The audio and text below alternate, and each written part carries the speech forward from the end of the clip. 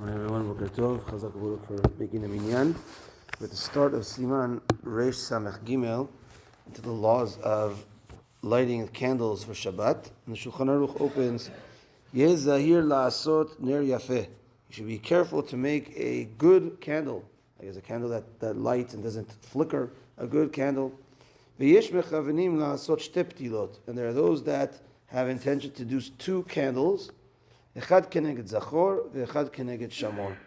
One for Zachor, one for Shamor, remembering and guarding Shabbat, as the two words were used in the Aseret HaDibrot, Zachor Yom HaShabbat, Shamor Yom HaShabbat, the two Aseret HaDibrot.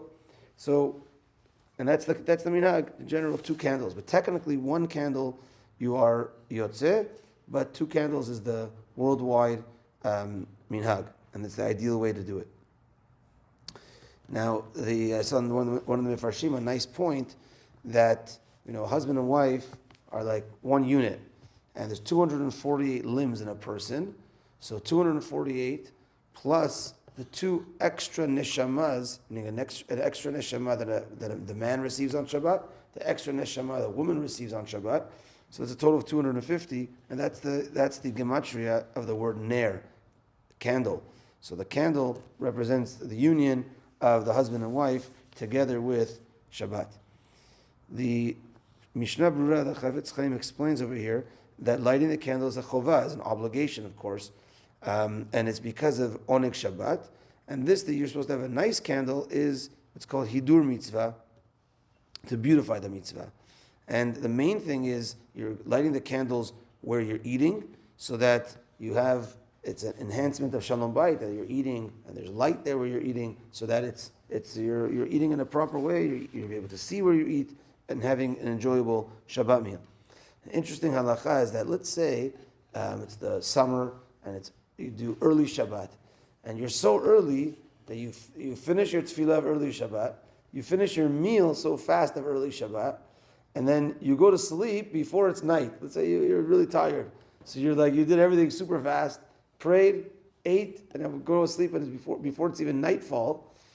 So you might say, well, I don't need to light any candles. I had my meal and there's still light outside. And the answer is no, you still have to light candles for Shabbat.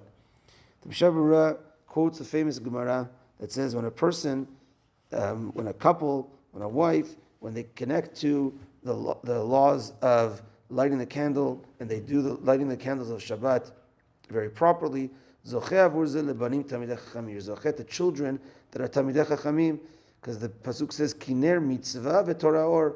Candle is the mitzvah, and the Torah is compared to light. So mitzvot that have to do with candles, Shabbat and Chanukah coming up, Bezrat Hashem. When a person is meticulous in doing these mitzvot properly, you're zocheh to children tamidei chachamim. And a wife should pray at the time of lighting the candles for this. Should pray for children tamidei chachamim, and of course pray for more. The Rav Yosef says, of course, pray for the Geulah, pray for the coming of Mashiach. Pray for, if a person, God forbid, doesn't have children, it's the time to pray. The time of lighting the candles is a time to pray for children and to pray for others. It's a very, very important time to pray at the time of lighting of the candles. The Ben Ish Chai writes, if a lady, lo alim, doesn't have children, then at the time of lighting the candles, it's a good thing to recite the Haftarah of the first day of Rosh Hashanah at the candles as well. So, okay, if a lady needs that segula, that's what the Ben Ish Chai says. In addition, last point is that it's a custom to give tzedakah. A lady should give some tzedakah before she lights the candles, and that also helps. It's al pi sod, al pi kabbalah, but also helps for tefillot get accepted. And Bezrat Hashem will accept our wives' tefillot. They pray that the candle is very, very strong, and it's something that we need to learn from, because that's from mother to daughter over generations, has been passed down to pray at the time of lighting of the candles, and it's something that's very, very important.